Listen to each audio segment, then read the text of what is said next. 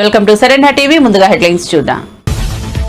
Swarnandhra 2047 vision document విడుదల. విజయవాడలో కార్యక్రమం. హాజరైన CM Chandrababu, deputy CM Pavan, మంత్రి నారా లోకేష్. పవన్ మాటను జీవితంలో మర్చిపోలేరన్న చంద్రబాబు నాయకత్వ సామర్థ్యం అమోఘమని కితాబిచ్చిన డిప్యూటీ సీఎం. సంధ్య థియేటర్ దుర్ఘటనలో అల్లు అర్జున్ అరెస్ట్ చేసిన చిక్కడపల్లి పోలీసులు. హైకోర్టులో క్వాష్ పిటిషన్ పై సుదీర్ఘ వాదనలు. క్వాష్ పిటిషన్లోనే మధ్యంతర బెయిల్ ఇవ్వాలన్న న్యాయవాది. ఇరువైపుల వాదనలు విన్న హైకోర్టు 4 వారాల మధ్యంతర బెయిల్ మంజూరు.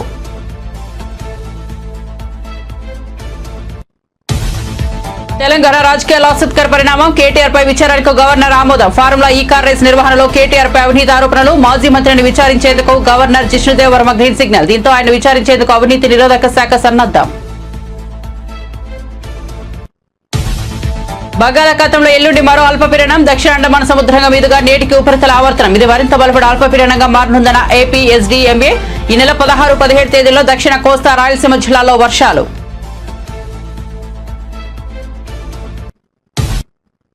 ఇక వార్త వివరాల్లోకి వెళ్తే, సినీ నటుడు అల్లు అర్జున్ కు తెలంగాణ హైకోర్టు బెయిల్ మంజూరు చేసింది. అతనికి కోర్టు 4 వారాల మధ్యంతర బెయిల్ ఇచ్చింది. సంధ్య థియేటర్ ఘటనలో సినీ నటుడు అల్లు అర్జున్ ను చిక్కడపల్లి పోలీసులు అరెస్ట్ చేశారు. అతనికి గాంధీ ఆసుపత్రిలో వైద్య పరీక్షలు నిర్వహించిన అనంతరం నాంపల్లి కోర్టులో హాజరుపరిచారు. నాంపల్లి కోర్టు నటుడికి 14 రోజుల రిమాండ్ విధించింది. మరోవైపు తనపై చిక్కడపల్లిలో నమోదైన కేసును కొట్టివేయాలంటూ అల్లు అర్జున్ దాఖలు చేసిన క్వాష్ పిటిషన్ పై హైకోర్టులో వాదనలు జరిగాయి. క్వాష్ పిటిషన్ అత్యవసరమేవీ కాదని ప్రభుత్వం తరపు న్యాయవాది కోర్టుకు తెలిపారు. దీంతో క్వాష్ పిటిషన్ లోనే మధ్యంతర బెయిల్ ఇవ్వాలని అల్లు అర్జున్ తరపు న్యాయవాది నిరంజన్ రెడ్డి హైకోర్టును కోరారు. నాగరాజు గారిని, ఆయన తర్వాత గంధం విజయ్ చందర్ గారిని ఈరోజు అరెస్ట్ చేసి మెజిస్ట్రేట్ ముందు హాజరుపరచడం జరిగింది. వారిని జ్యుడిషియల్ రిమాండ్కు తరలించడం జరిగింది. ఈ సంఘటనలో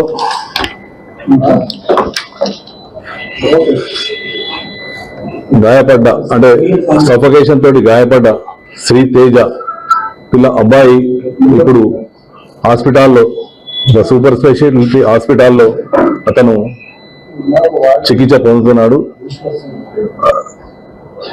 చికిత్స జరుగుతున్నది. ఇంకా దీనిలో ఈ కేసులో పరిశోధన కొనసాగుతున్నది. దీనిలో సీసీ ఫుటేజీలు అయినాక అక్కడ ఉన్న సాక్ష్యాల ఆధారంగా సంఘటనపై పూర్తి స్థాయిలో న్యాయ నిపుణుల సలహాలు, మా ఉన్నతాధికారుల సలహాలు తీసుకుంటూ దీనికి ఇంకా ముందుకు సాగుతుంది. దీనిలో చట్టరీత్యా ఎవరెవరైతే దీనిలో ఇంకా పాలు పంచుకొని ఉన్నారో వారందరిపై తదుపరి చర్యలు ఉంటాయి. Thank you. న్యాయ నిపుణులు మరియు మా యొక్క సీనియర్ ఆఫీసర్స్ దాని మీద జరుగుతుంది. చట్టం ముందు అందరూ సమానమే. చట్టం ఎవరికి చుట్టం కాదు.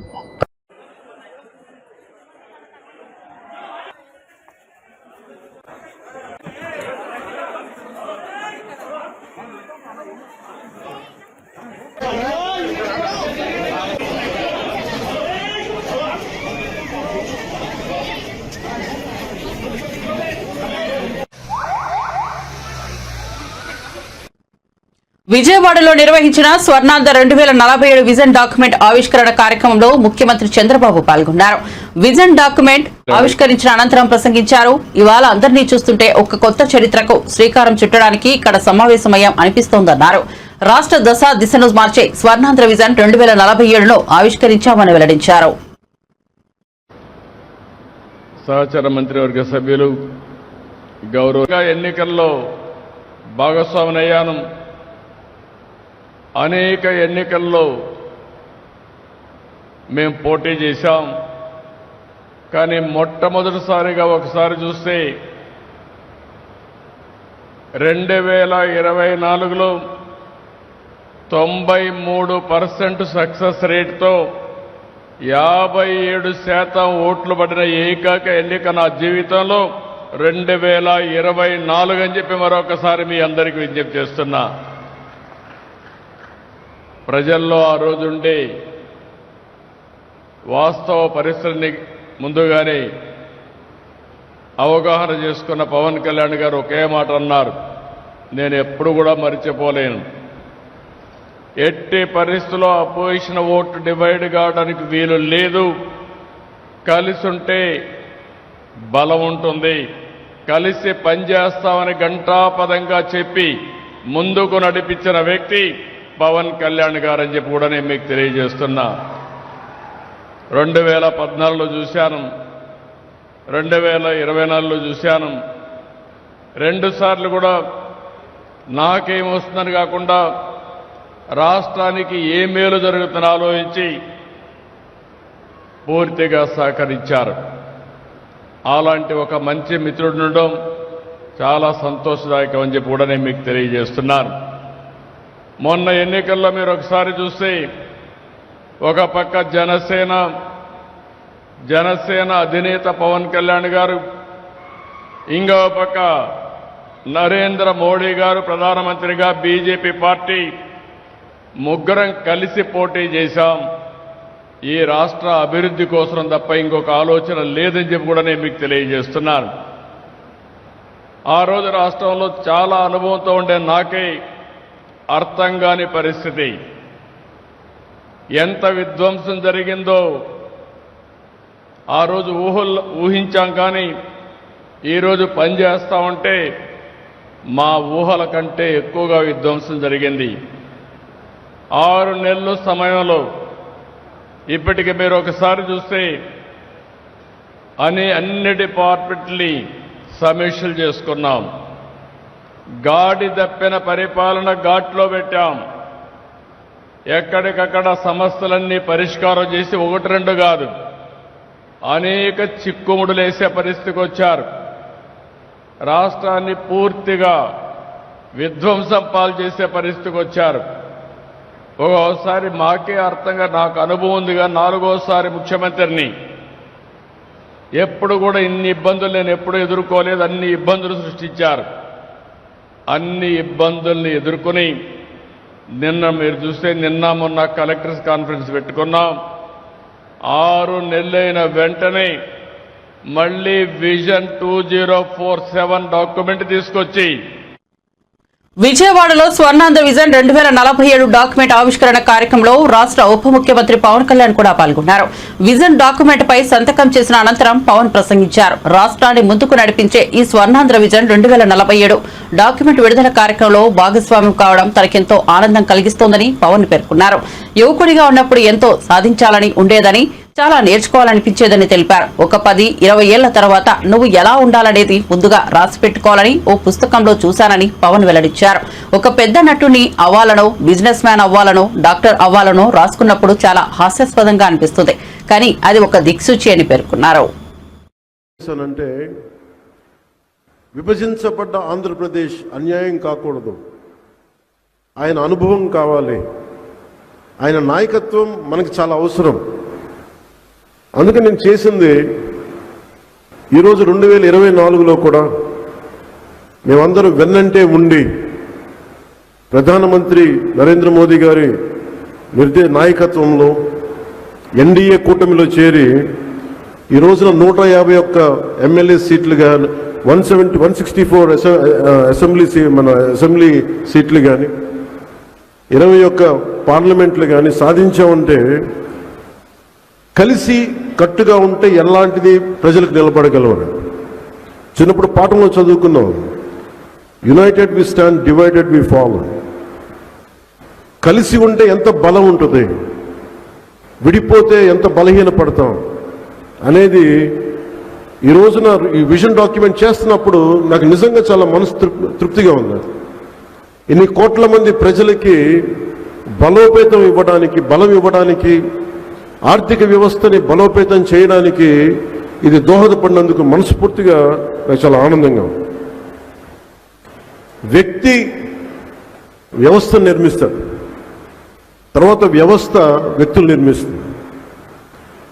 ఆయన ఇన్ని దశాబ్దాల ఆయన సుదీర్ఘమైన అనుభవం కానీ, అడ్మినిస్ట్రేటివ్ కేపబిలిటీస్ కానీ చంద్రబాబు నాయుడు గారిది చాలా అమోఘం. ఇందాక పయ్యావులు కేశవ గారు చెప్తా ఉంటే ఆయన నిద్రాహారాలు లేకుండా ఆయన పడే తపన చాలామందికి అనవసరం అనిపిస్తుంది. కానీ ఆయన పొద్దున్న లేచినప్పటి నుంచి సాయంత్రం వరకు, ఎందుకంటే నేను ఆయన విలువ ఎప్పుడు తెలుసుకున్నానంటే మరింతగా నేను పార్టీ పెట్టి నేను నలిగిన తర్వాత నాకు ఆయన మీద అపారమైన గౌరవం పెరిగిపోయింది. ఎందుకంటే ఒక పార్టీ పెట్టడం ఆత్మహత్యా సదృశం. అనేక లక్షల మందిని ఒక ఏకతాటిపైన నడిపించడం, ఒక భావంపై నడిపించడం, తద్వారా ప్రజలకి మేలు చేయడం, వాళ్ళ అభివృద్ధి పై వైపు తీసుకెళ్లడం చాలా కష్టసాధ్యమైన విషయం. పదే పదే ఆయన చెప్తా ఉంటాను. నా మంత్రివర్గ సభ్యులు కూడా నేను చెప్తాను, చాలాసార్లు చెప్పలేదు, ఇప్పుడు చెప్పాలనిపిస్తాను. ప్రత్యేకించి నేను ఆయన తెలియజేస్తూ ఉంటాను, మీరు ఒక 4 దశాబ్దాల సుదీర్ఘమైన అనుభవం ఉన్న పార్టీని నడపాలి. మీ మీద మీ పార్టీ వ్యక్తులకి ఆశలు ఉంటాయి, ఆశయాలు ఉంటాయి, వాటిని నడుపుకుంటూ తీసుకెళ్ళాలి. కుటుంబాన్ని చూసుకోవాలి. తన కుటుంబం కాకుండా 5 కోట్ల మంది కుటుంబాలను చూసుకోవాలి. ఆయన వారికి తగ్గ అవసరాలను తీర్చాలి. మళ్ళీ శత్రువులు, ప్రత్యర్థులు ఆయన మీద దాడి చేస్తే అవి తట్టుకోవాలి.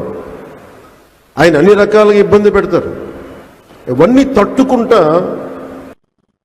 తెలంగాణ రాజకీయాల్లో ఆసక్తికర పరిణామం చోటు చేసుకున్నది. ఫార్ములా ఈ కార్ రేస్ లో అవినీతి ఆరోపణల నేపథ్యంలో బీఆర్ఎస్ వర్కింగ్ ప్రెసిడెంట్ మాజీ మంత్రి కేటీఆర్ ను విచారించేందుకు గవర్నర్ జిష్ణుదేవ్ వర్మ ఆమోదం తెలిపారు. దీంతో అవినీతి నిరోధక శాఖ ఆయన్ను విచారించేందుకు సన్నద్దమవుతోంది.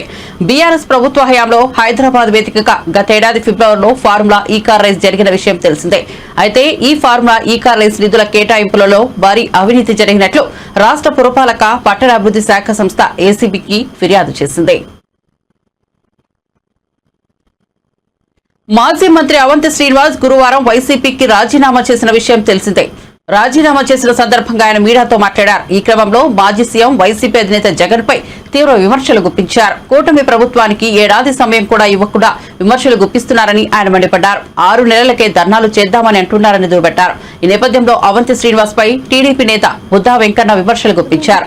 అవంతి శ్రీనివాస్ ఊసరవెల్లి అని విమర్శించారు. నీలాంటి ఊసరవెల్లిలో మాకేం సమయం ఇవ్వాల్సిన అవసరం లేదని అన్నారు.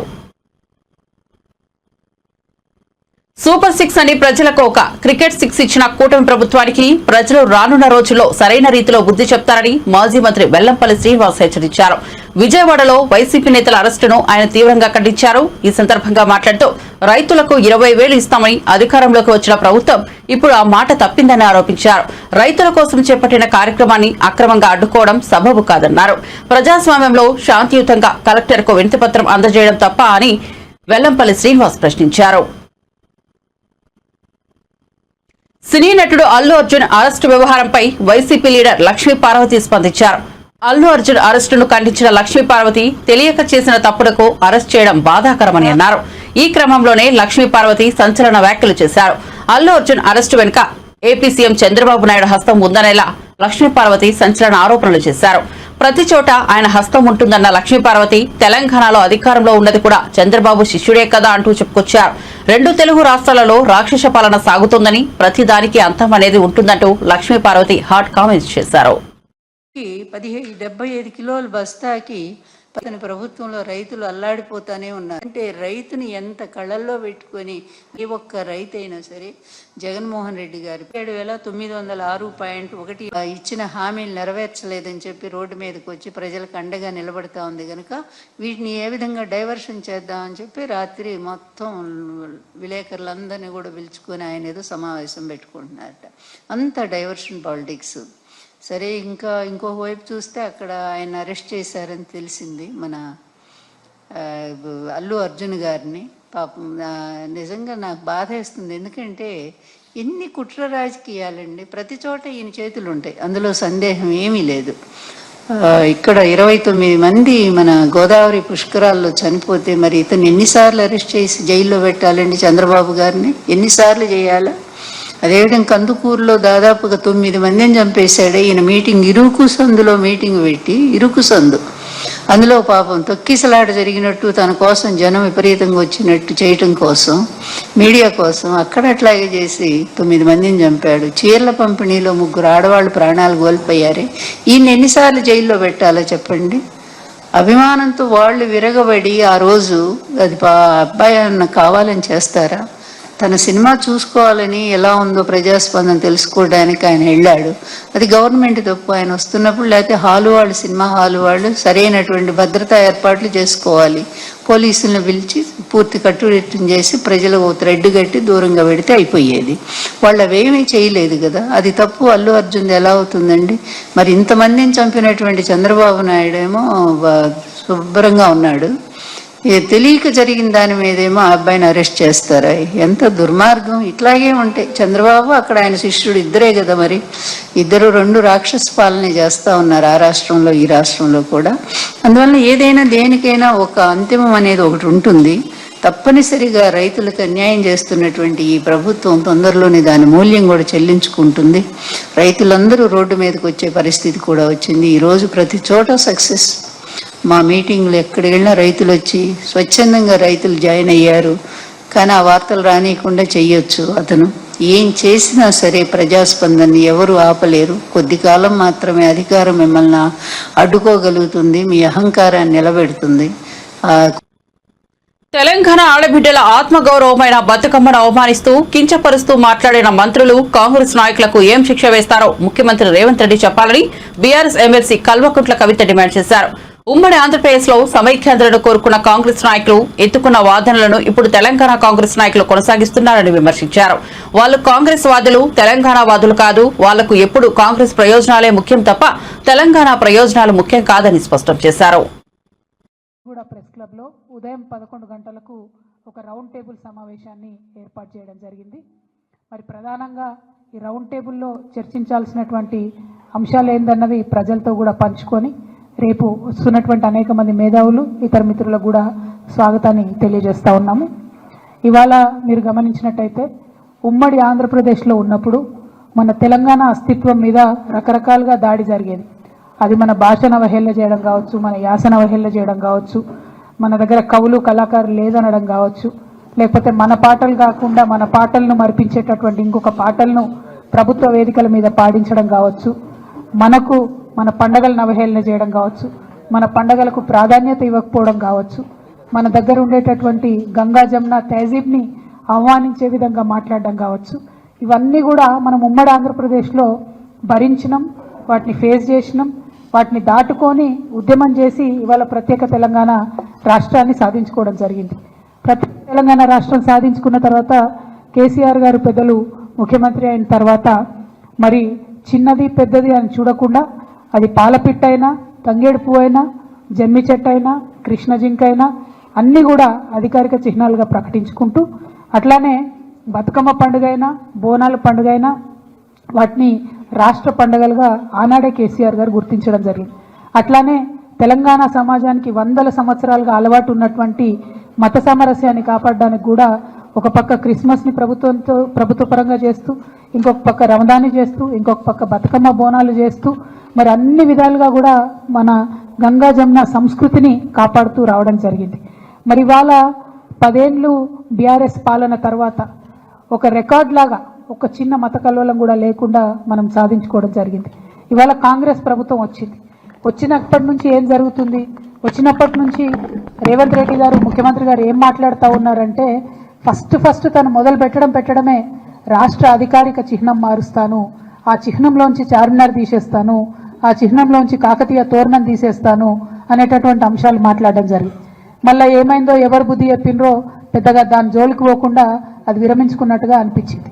ఆ తర్వాత మళ్ళీ ఏ పండగ వచ్చినా కూడా దాన్ని చేయకుండా, అంటే రమదాన్ పండుగ వచ్చింది దానికి తోఫా ఇవ్వలేదు, బతుకమ్మ పండుగ వచ్చింది మా ఆడబిడ్డలకు చీరలు ఇవ్వలేదు, రేపు క్రిస్మస్ వస్తుంది దానికి కూడా వాళ్ళు ఏమి ఇచ్చే ఆలోచనలో కూడా కనీసం లేరు. అదేవిధంగా మరిగా ప్రభుత్వ వేడుకల్లో పాడుతున్నటువంటి పాటలు చూస్తే నిజంగా కన్నీళ్ళు వచ్చేటటువంటి పరిస్థితి. మొన్న పెద్దపల్లిలో కానీ, అంతకుముందు వరంగల్లో కానీ, నిన్న సెక్రటేరియట్లో వాళ్ళు పెట్టుకున్న కార్యక్రమంలో కానీ మనకు సంబంధం లేని పాటలు, అసలు మన తెలంగాణ సమాజం ఆమోదించినటువంటి పాటలు. మరి అంతమంది తెలంగాణలో జానపద కళాకారులు ఉంటే ఒక్క కళాకారుడు కూడా మీకు పాట పాడడానికి దొరకలేదా? ఒక్క తెలంగాణ గీతం, తెలంగాణ సంస్కృతిని తెలిపేటటువంటి ఒక్క గీతం కూడా ప్రభుత్వ వేదికల్లో ఉండకూడదని మీరు అనుకున్నారా అని ఇవాళ మేము ప్రశ్నిస్తూ ఉన్నాం. మరి వాళ్ళు చేసిన కార్యక్రమం ఏంది? తెలంగాణ తల్లి రూపును మారుస్తామని చెప్పినారు. ఎట్లా మారుస్తారండి? ఎందుకు మారుస్తారు? అసలు ఇవాళ అనేకమైన విగ్రహాలు దేశంలో ఉంటాయి. ఒక్కసారి తెలంగాణ ప్రజలందరినీ కూడా ఆలోచించాలని నేను కోరుతా ఉన్నాను. గాంధీ గారి విగ్రహాలు పెట్టుకుంటాం మనం ఊరూరా. ఏం జీవం ఉందని పెట్టుకుంటామండి? ప్రేమ ఉంది కాబట్టి, మనసు నిండా గౌరవం ఉంది కాబట్టి పెట్టుకుంటాం. అంబేద్కర్ వారి విగ్రహాలు ఉన్నాయి, ఊరూరా ఉన్నాయి, కోట్ల సంఖ్యలో ఉన్నాయి. ఎందుకోసం పెట్టుకుంటాం? ఎవరైనా జీవో ఇచ్చిరని పెట్టుకుంటామా? పూలే విగ్రహాలు ఉన్నాయి ఇవాళ, ఎందుకోసం అని పెట్టుకుంటాం? ప్రేమ ఉంది కాబట్టి, గౌరవం ఉంది కాబట్టి పెట్టుకుంటాం. అట్లనే సేవాలాల్ మహారాజ్ విగ్రహాలు పెట్టుకుంటాం. ఎందుకోసం పెట్టుకుంటాం? ఎవరైనా జీవో ఇచ్చిరని పెట్టుకుంటామా? ఏదైనా ప్రభుత్వం ఆదేశించిందని పెట్టుకుంటామా? ఎందుకోసం అని పెట్టుకుంటాం? ఇవాళ సుభాష్ చంద్రబోస్ విగ్రహాలు ఉన్నాయి, దేశం కోసం ప్రాణాలు త్యాగం చేసిండు కాబట్టి ఆయన విగ్రహాలు ప్రజలు మనసారా కోరుకొని ఆకాంక్షించి పెట్టుకుంటారు. మరి శివాజీ విగ్రహాలు ఉన్నాయి ఇవాళ, చాలా పెద్ద ఎత్తున యువతంతా కూడా పెట్టుకుంటా ఉంటారు కలిసి. ఎందుకోసం పెట్టుకుంటారు? ఎవరైనా జీవో ఇచ్చిరని పెట్టుకుంటారా? మరి తెలంగాణ తల్లి విగ్రహాలు కూడా వేల సంఖ్యలో ఉన్నాయి ఇవాళ, ప్రతి గ్రామంలో ఉన్నాయి, ప్రతి చోట ఉన్నాయి. కొన్ని పెద్ద గ్రామాలలో అయితే 2-3 ఉన్నాయి. ఎందుకోసం పెట్టుకున్నాం అవి? ఆనాడు ఉద్యమంలో మాకు స్ఫూర్తి నింపినటువంటి తల్లి కాబట్టి, అమ్మ కాబట్టి పెట్టుకున్నాం. ఇక ఆ భరతమాత విగ్రహాలు ఉన్నాయి, లేవా భరతమాత విగ్రహాలు? దానికి జీవో ఇచ్చిందా? కేంద్ర ప్రభుత్వం జీవో ఇచ్చిందా? జీవో ఇస్తేనే జీవో పరంగానే పెట్టుకున్నామా? లేదు కదా, దేశభక్తితో పెట్టుకుంటాం. మరి దీన్ని కూడా అవమానించే రకంగా ఇవాళ ఒక కొత్త విగ్రహాన్ని పెట్టి, ఇగో ఈమెనే మీ తల్లి, మీరు ఇదే విగ్రహం పెట్టాలి, ఈ విగ్రహం తప్ప ఇంకో రకంగా ఈ విగ్రహాన్ని మార్చి పెడితే కేసులు పెడతామని చెప్పి బాజాప్తా గెజెట్ చేసినటువంటి ప్రభుత్వం రేవంత్ రెడ్డి గారి ప్రభుత్వం. బ్రిటిష్ ప్రభుత్వం కూడా ఎన్నడూ భరతమాత మీద గెజెట్ ఇవ్వలే, కానీ రేవంత్ రెడ్డి సర్కార్ మాత్రం తెలంగాణ తల్లి మీద గెజెట్ ఇవ్వడం అన్నది చాలా దారుణం. చాలా కుల మతాలకు అతీతంగా ప్రజలందరినీ ఏకం చేసే మహాయజ్ఞమే కుంభమేళా అని ప్రధానమంత్రి నరేంద్ర మోదీ అన్నారు. ఒకే భారతదేశం, సమున్నత భారతదేశం అనే సందేశాన్ని సంగమ స్నానం ద్వారా దేశవాసులు చాటుతారని అన్నారు. ఎందరెందరో సాధువులు, సన్యాసులు, ఋషులు, పండితులు, సాధారణ ప్రజానీకం కలిసికట్టుగా 3 నదుల సంగమంలో పవిత్ర స్నానాలు ఆచరిస్తారని, కులాల మధ్య అంతరాయాలు, మత ఘర్షణలు ఇక్కడ మటుమాయమవుతాయని చెప్పారు. మహాకుంభమేళ ద్వారా దేశానికి, సమాజానికి సానుకూల సంకేతాలు వెళ్తాయన్నారు. ప్రయాగ్రాజ్లోని త్రివేణి సంగమంలో సరస్వతి, యమున కలిసే చోటులో శుక్రవారం ఉదయం ప్రత్యేక ప్రార్థనల్లో పాల్గొన్న ప్రధాని అనంతరం జరిగిన మహాకుంభ కార్యక్రమాన్ని ఉద్దేశించి ప్రసంగించారు. संगम की इस पावन भूमि को मैं श्रद्धा पूर्वक प्रणाम करता हूं।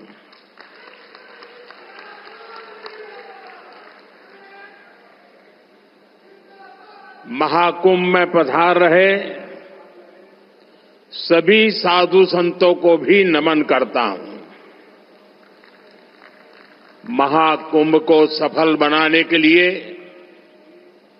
दिन रात परिश्रम कर रहे कर्मचारियों का, श्रमिकों और सफाई कर्मियों का मैं विशेष रूप से अभिनंदन करता हूं। विश्व का इतना बड़ा आयोजन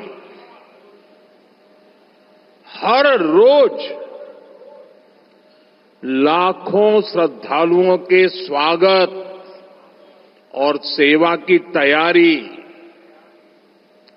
लगातार 45 दिनों तक चलने वाला महायज्ञ,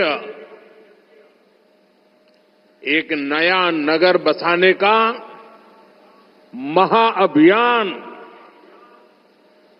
प्रयागराज की इस धरती पर एक नया इतिहास रचा जा रहा है।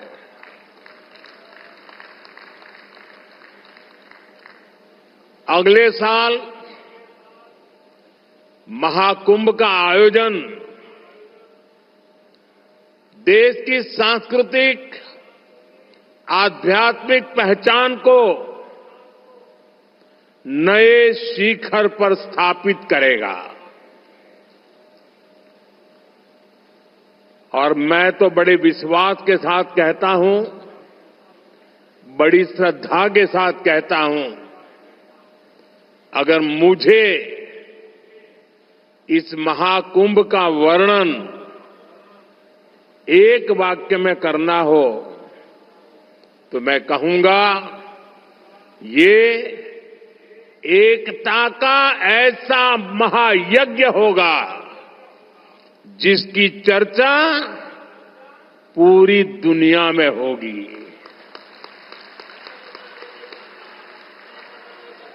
मैं इस आयोजन की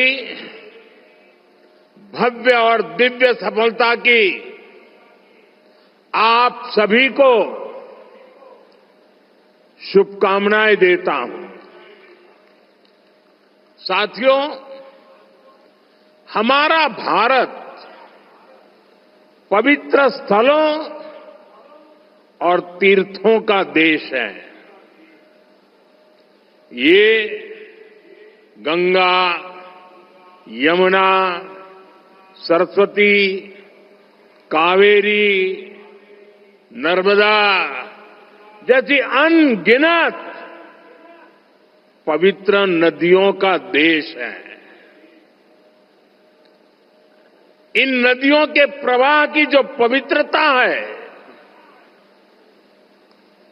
इन अनेकानेक तीर्थों का जो महत्व है, जो महात्म्य है, उनका संगम, उनका समुच्चय, उनका योग, उनका संयोग, उनका प्रभाव, उनका प्रताप, ये प्रयाग है।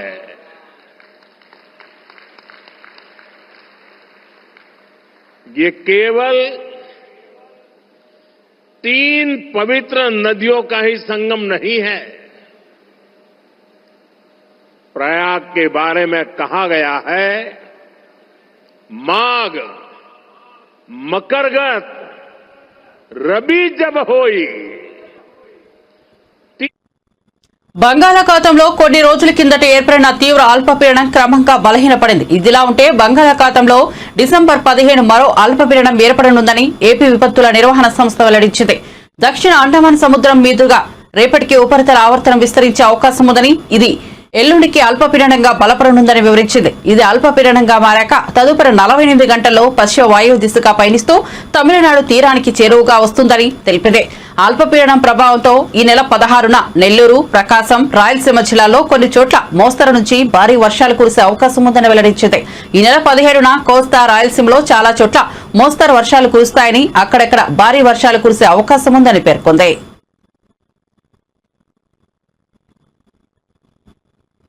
బులెటిన్ ముగించే ముందు హెడ్లైన్స్ మరోసారి చూద్దాం. స్వర్ణాంధ్ర 2047 విజన్ డాక్యుమెంట్ విడుదల. విజయవాడలో కార్యక్రమం హాజరైన చంద్రబాబు, డిప్యూటీ సీఎం పవన్ కళ్యాణ్, నారా లోకేష్. పవన్ మాటలు జీవితంలో మర్చిపోలేనన్న చంద్రబాబు. చంద్రబాబు నాయకత్వ సామర్థ్యం అమోఘమని కితాబిచ్చిన డిప్యూటీ సీఎం. సంధ్యా థియేటర్ దుర్ఘటనలో అల్లు అర్జున్ అరెస్ట్ చేసిన చిక్కడపల్లి పోలీసులు. హైకోర్టులో క్వాష్ పిటిషన్పై సుదీర్ఘ వాదనలు. క్వాష్ పిటిషన్లోనే మధ్యంతర బెయిల్ ఇవ్వాలన్న న్యాయవాది. ఇరువైపుల వాదనలు విన్న హైకోర్టు 4 వారాల మధ్యంతర బెయిల్ మంజూరు.